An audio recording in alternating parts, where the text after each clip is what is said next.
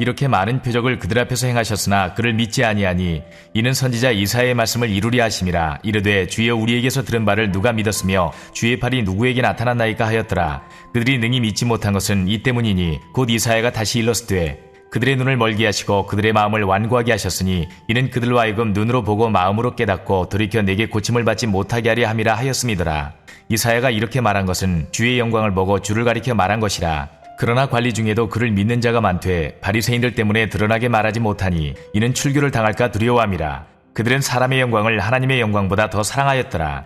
예수께서 외쳐 이르시되 나를 믿는 자는 나를 믿는 것이 아니요 나를 보내신 이를 믿는 것이며 나를 보는 자는 나를 보내신 이를 보는 것이니라.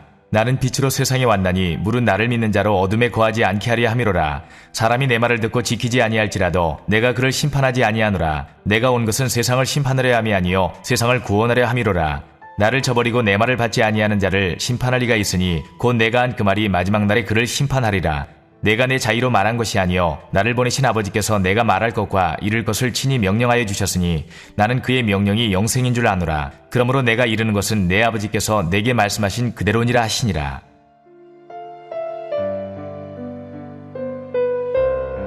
안녕하세요. 키티나물 목사 안상열입니다. 오늘도 주님 은혜 안에서 좋은 하루입니다. 오늘은 요한복음 12장 37절에서 50절 말씀을 통해서 눈으로 보고 믿기? 라는 제목으로 은혜를 나누겠습니다. 예수님을 믿는다는 것은 무엇일까요? 대체 예수님의 무엇을 믿는다는 말일까요? 성경에서 예수님을 믿는다는 것은 예수님께서 그리스도이심을 믿는다는 의미입니다. 그리스도에 대해서는 할 말이 많지만 결론적으로 말한다면 죄에서 구원하는 구세주라는 의미입니다. 히브리어로 메시아와 같은 말입니다. 그래서 사도 요한 선생님도 이 요한복음을 기록하면서 예수님께서 행하신 기적을 표적이라고 표현하는데 그것은 예수님께서 그리스도라는 표적, 즉 사인이라는 말씀입니다. 오늘 본문에서는 예수님께서 그리스도이심을 믿지 못하는 두 부류의 사람들을 보여주고 있습니다. 이들을 주님께서는 이사야의 예언을 통해 꾸짖고 계십니다. 38절과 40절에 이는 선지자 이사야의 말씀을 이루려 하심이라. 이르되 주여 우리에게서 들은 바를 누가 믿었으며 주의 팔이 누구에게 나타났나이까 하였더라.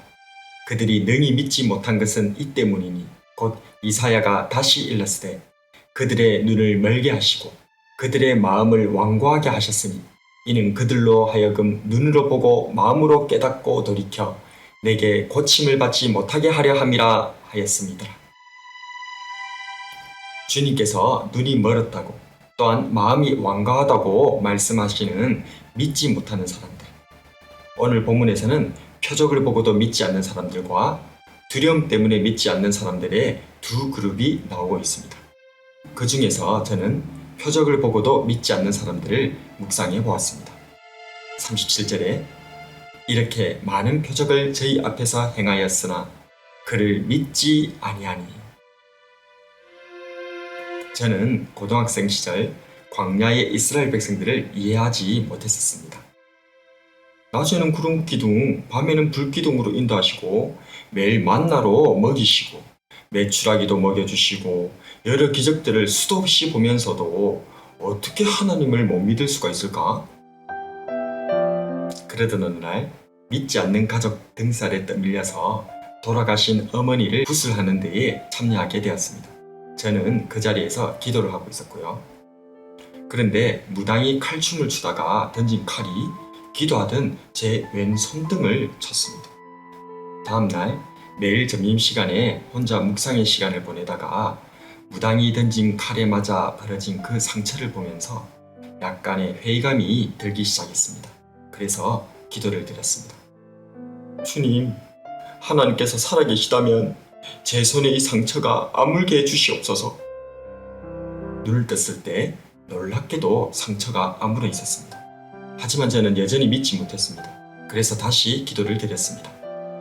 주님, 혹시 이 일이 우연히 된 것일 수도 있으니 다시 상처를 벌어지게 해주시옵소서. 눈을 뜨니 상처가 다시 벌어져 있었습니다. 더 놀라운 일은 그 뒤에 일어났는데 그것은 바로 이러한 기도를 제가 무려 4번을 했다는 것입니다. 결국 네 번째 기도 후에 상처가 벌어진 채로 마지막 기도를 드리게 되었습니다. 주님, 저는 이스라엘 백성들이 기적을 보고도 믿지 않는 것이 이해가 되지 않았습니다. 하지만 제 경험을 통해 제가 저 이스라엘 백성들과 똑같다는 것을 깨닫게 되었습니다.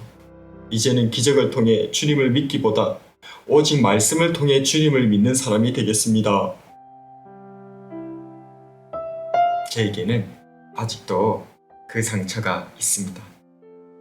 저는 이 상처를 보면서 기적을 통해서 믿음이 생기는 것이 아님을, 오직 믿음은 주님의 말씀을 통해서 은혜로 주어지는 것임을 깨닫게 되었습니다.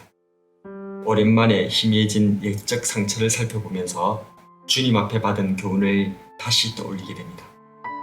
우리는 보고 믿기를 원하지만 주님께서는 보지 않고 믿는 것이 얼마나 복된지를 말씀하셨습니다.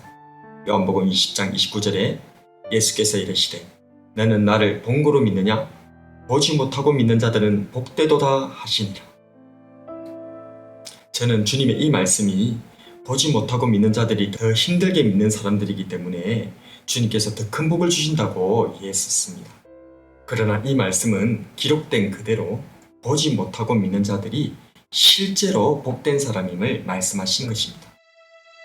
온갖 것들로 현혹되는 내 눈과 내 경험과 내 지식을 의지하지 말고 오직 하나님의 말씀에 의지하여 말씀 위에 굳게 서는 믿음의 사람이 되길 주님의 이름으로 축복합니다. 오늘의 묵상과 기도. 첫 번째로, 나는 기적과 표적을 통해 예수님을 믿으려 하지는 않았는가? 두 번째로, 나는 믿음은 들음에서 나며 들음은 그리스도의 말씀으로 말미암음을 진정 인정하고 있는가? 말씀을 놓고 기도하겠습니다. 주님, 수많은 주님의 기적과 표적을 보고도 주님을 믿지 못했던 사람들을 보게 됩니다.